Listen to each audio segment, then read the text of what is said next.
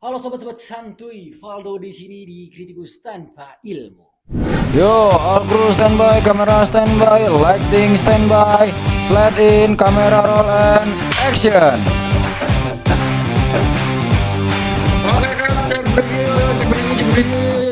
Di video kali ini gue mau coba ngebahas sebuah film Indonesia yang baru-baru banget sih, kayaknya sudah ada di sini di beberapa OTT.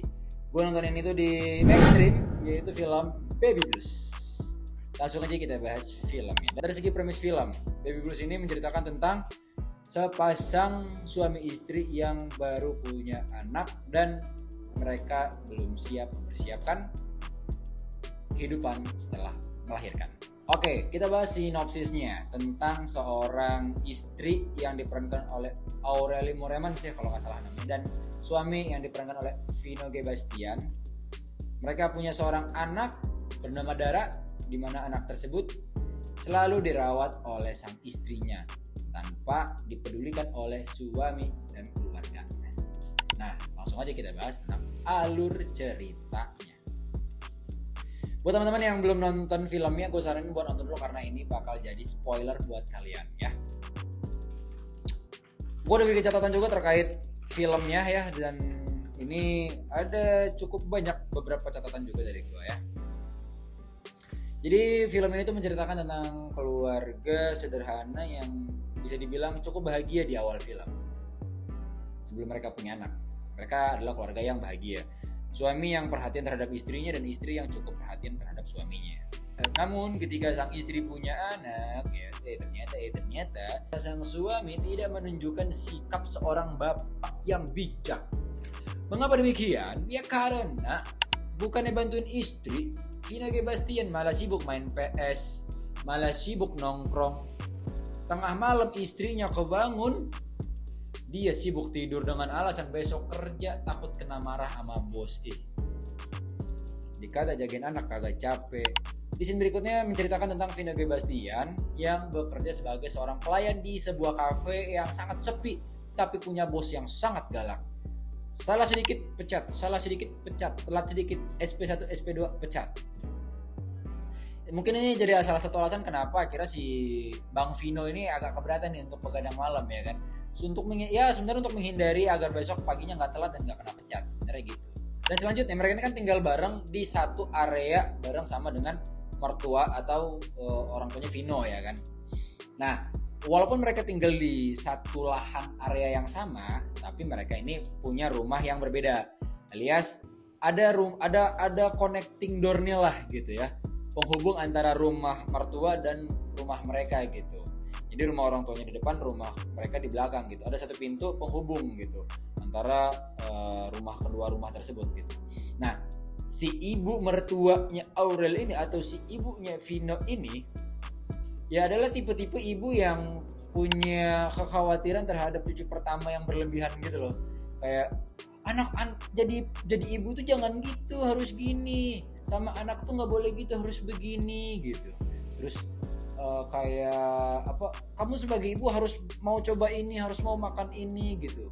Di sisi lain sang suami atau si Vinonya sendiri itu nggak terlalu care dengan kondisi istri dan anaknya. Ditambah lagi kondisi ibunya Vino atau mertuanya si istri ini bukannya mensupport dan membantu, tapi hanya sebatas menjudge saja bagaimana cara sang istri merawat anaknya. Dikomentarin mulu. Keluarganya si Vino dan istri selalu diintervensi sama ibunya, tapi enggak dengan bapaknya, karena bapaknya itu cukup dewasa dalam menyikapi permasalahan dalam keluarganya, terutama ibunya sendiri. Terutama ibunya Vino itu sendiri atau istrinya sendiri. Dan karena banyaknya konflik ya yang terjadi di keluarga mereka, akhirnya ada satu momen di mana mereka bertukar jiwa. Coba lu ada satu momen di mana mereka ketuker nih jiwa si istri di suami, jiwa suami di istri. Jadi dari pertengahan sampai akhir film itu menceritakan tentang yang netein si anaknya ini si Vino gitu, dan yang kerja adalah si istrinya gitu, si Aurel gitu. Konflik terus berlanjut ya kan, masalah demi masalah terus ada gitu kan, sampai akhirnya mereka ditemukan pada suatu momen saat anaknya mereka sakit gitu, dan butuh diinfus. Saat itu mereka benar-benar pasrah dan merasa kayak kayaknya emang bener deh kita nggak bisa nih untuk apa namanya saling egois gitu, karena kita punya anak, apapun demi anak pokoknya sekarang gitu. Kaki jadi kepala, kepala jadi kaki lah ibarat katanya gitu kan. Nah disitulah akhirnya tubuh mereka kembali lagi nih kepada jiwanya masing-masing gitu kan. Nah dan film berakhir bahagia dan mereka punya anak satu lagi di akhir film tapi lagi bunting. Film beres dan happy ending. Ada beberapa kritikan dari gua terkait film ini yang menurut gua sangat disayangkan. Pertama itu tentang konsep problem solvingnya. Jadi kayak satu hal yang kurang relate terjadi di diri manusia sih sebenarnya ya. Karena ini cerita fiktif sih, fan aja kan, karena ini cerita fiktif gitu. Tapi ketika film tentang baby blues ini agak sedikit konsepnya dirubah ya, bukan tentang mereka yang bertukar jiwa, yang ketukar jiwanya gitu kan, itu kan kayak satu hal yang tiba-tiba banget tuh. Tapi gue sih berharap ya ini film tuh lebih ke arah usaha di antara masing-masing keduanya gitu kan, yang mencoba untuk cari titik tengah agar saling mengalah terhadap egonya masing-masing gitu. Jadi benar-benar coba kayak apa, konflik keluarga baru lah gitu kan. Yang gue harapin adalah ketika gue ngeliat film ini dan menonton trailernya itu, gue berharap mereka itu apa namanya, ada satu momen dimana akhirnya Vino tuh sadar gitu. Ada satu momen dimana akhirnya si istrinya itu mampu menyadarkan suaminya gitu-gitu. Kayak gitu-gitu sih intinya. Itu harapan gue sih sebenarnya. Tapi dari segi alur cerita menarik lah, cukup menarik dan cukup bagus gitu kan. Lalu kritikan gue yang berikutnya adalah tentang karakter. Ada satu karakter yang menurut gue kurang cocok sih di film ini, yang memerankan sebagai kasir karyawan. Di situ dia karakternya gemah gemulai gitu, kayak bencong-bencong gitulah pokoknya kan. Menurut gue kurang pas karena kayak nggak dapet feel banjinya gitu, feel gemulainya itu nggak dapet gitu. Gue lebih suka ketika itu diperankan sama mungkin Diki Devi, itu lebih pasti, lebih dapat feel ya kalau kayak gitu. Dan untuk memasukkan intrik komedi di dalam situ gue rasa bakal pas banget. Sama gue bingung juga nih, emang ada ya imunisasi di malam hari ya?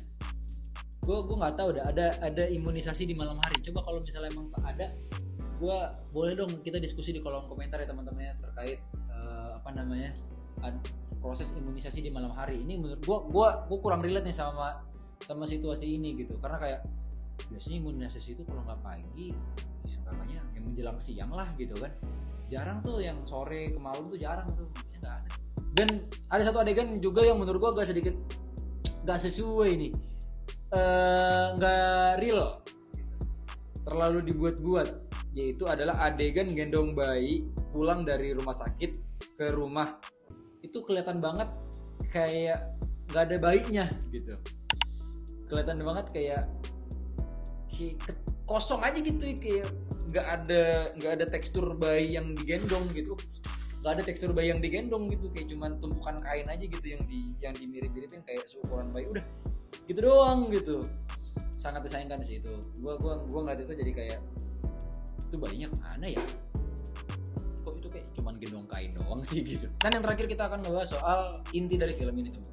Jadi dalam rumah itu kan ada dua rumah ya, ada satu connecting door-nya kan yang di tengah-tengah rumah itu sering banget tuh dipakai buat si nenek itu intervensi ke keluarganya si Vino ini gitu kan. Dan di akhir film pintu itu akhirnya ditutup di tembok tuh, ditutup permanen.